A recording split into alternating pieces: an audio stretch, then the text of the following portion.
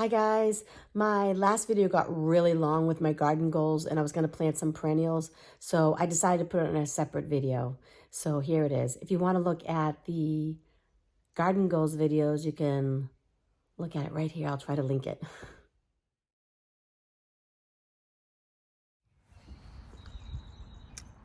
Okay guys, well, I went and gathered up the perennials that I've bought recently, and I said I had 10. I have 19.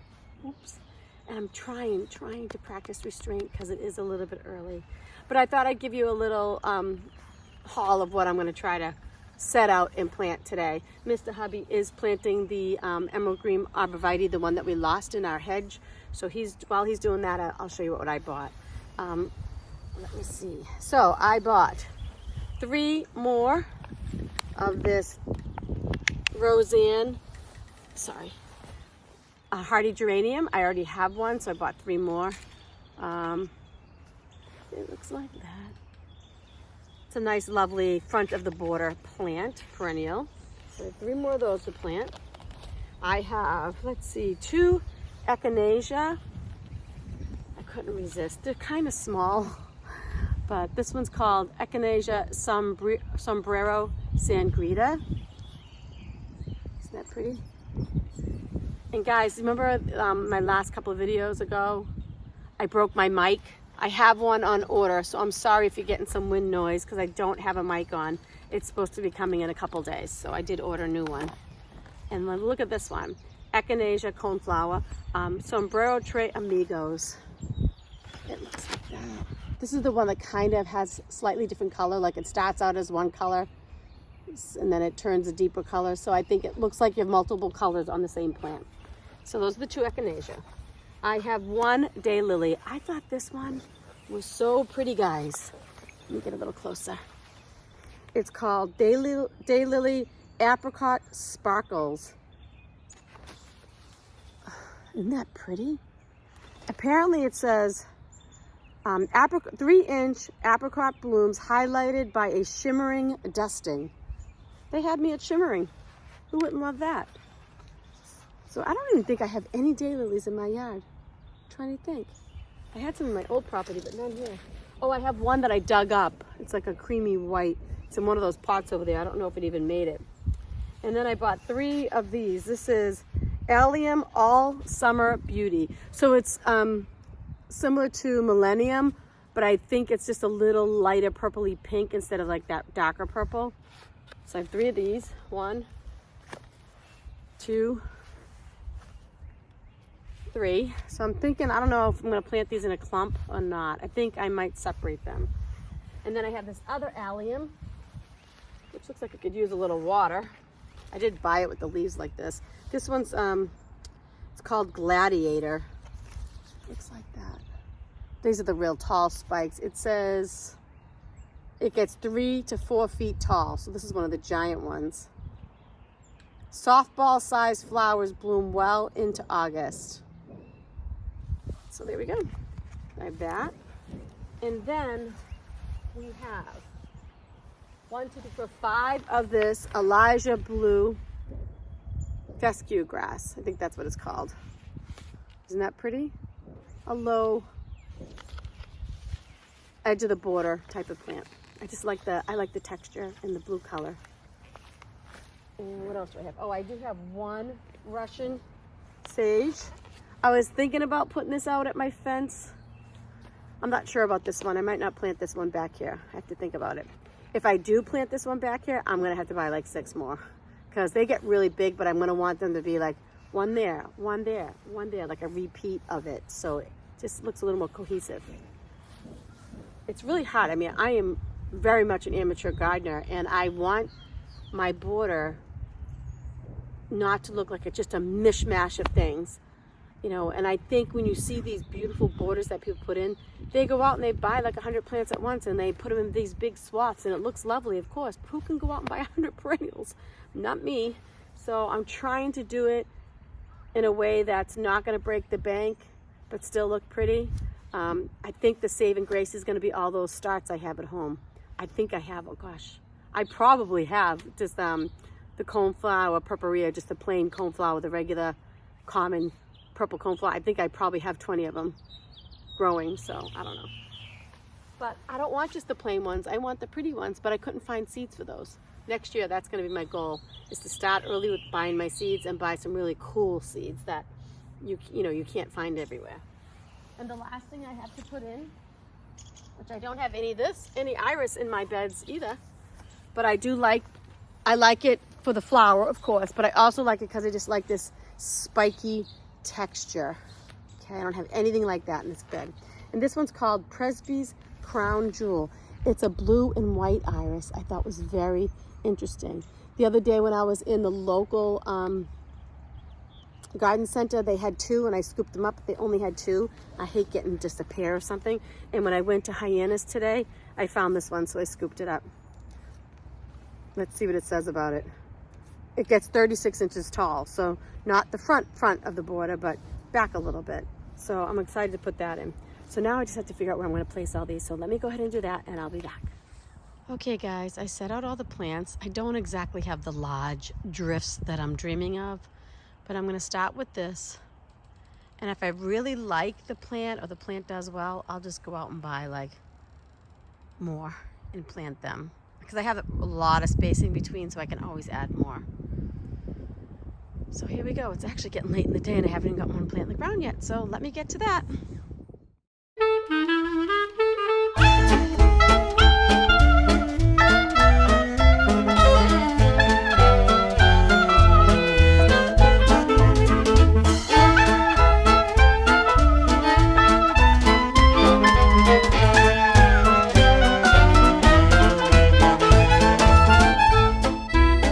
Stop there for a minute and go over my personal planting process, what I do. So first of all, I dig the hole twice as wide and twice as deep, and then I backfill the hole with some, just my soil is very, very, very sandy. I basically live on a sandbar, so I did add a little bit of this Coast of Maine organic garden mix. Just to give it some nutrition. There's like worm castings, peat, kelp meal, lobster meal, green sand, lime, all kinds of stuff in there. And then I just threw in some biotone starter, this stuff right here. Try a spoon. I use this for all my plants. That. And then while I'm digging the hole, I take my pot and I submerge the whole pot in a bucket of water. And I let it soak in the water, because there's really no other time that you're gonna get the whole root ball saturated like that. When you top water, it dribbles in, but to soak the whole plant and give it its best start is when you're planting, is what I like to do. So, okay, now that I have that in there, I'm just gonna mix it up a little bit. I'm sorry, I'm doing this one-handed, so I'm just gonna mix it in a little, and then I'm just gonna plant it up. So that's gonna be my routine with all of the plants, the 19 plants I'm going to try to get in the ground today. One little caveat here. Digging in sand sounds easy. It's like cement. And I have all these mature trees everywhere. And let me tell you, there's tons of roots and rocks. It's very difficult planting out here. I remember last year when I was planting all these perennials, I nearly gave up. So I don't know if I'll get all 19 in today, but I'm going to do my best.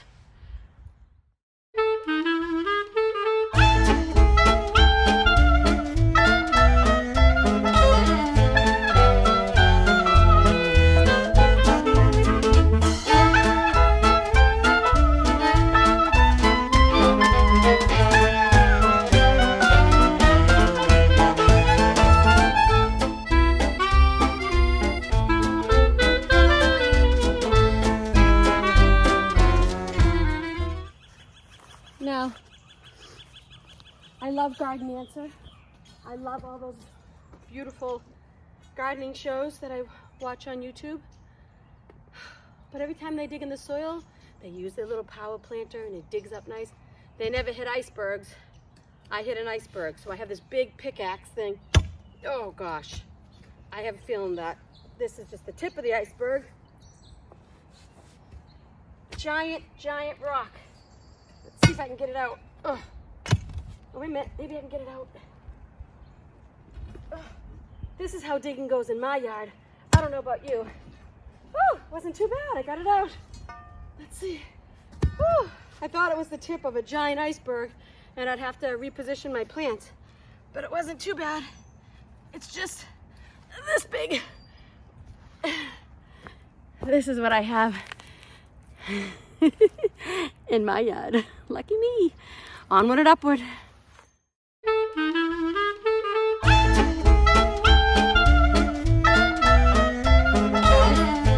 I think it was the tip of the iceberg. Because listen, everywhere I go in this hole, it's a giant rock. I think I have enough depth to plant the plant. So I'm just gonna plant it at the depth I have. That's the way it goes sometimes.